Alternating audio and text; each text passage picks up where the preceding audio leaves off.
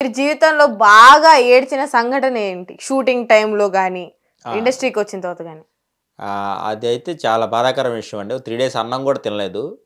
జాతిరత్నాలు first episode అయిపోయింది. Second ఎపిసోడ్‌కి వర్ష మేడంతో combination dance ఏయించారు.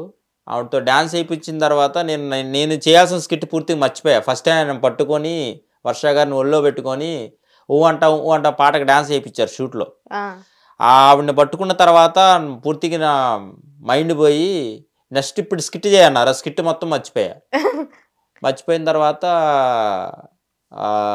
Second ఎపిసోడ్‌కి director గారు పిలిచి నువ్వు బ్యాగ్ చదురుకొని వెళ్ళిపోమ్మా, పనికిరావు, ఇంకోసారి గేట్ దగ్గర కనబడితే మాత్రం మామూలుగా ఉండదని చెప్పారు. ఆ ఎపిసోడ్ చేసి వచ్చి రూమ్లో కూర్చొని ఒక 2 గంటల పాటు బాగా ఏడ్చానండి.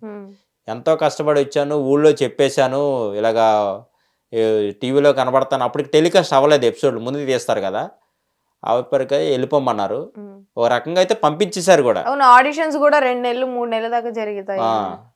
2-3 నెలలు జరిగినాయి. జరిగిన తర్వాత 8 సార్లు ఆడిషన్ చేసి ఫైనల్గా తీసుకున్నారు. అందరూ బెస్ట్ కంటెస్టెంట్సే ఉన్నారు, అందులో నేనున్నాను. నన్ను 2వ ఎపిసోడ్‌కనే వెళ్ళిపోమన్నారు బ్యాగ్ వేసుకొని.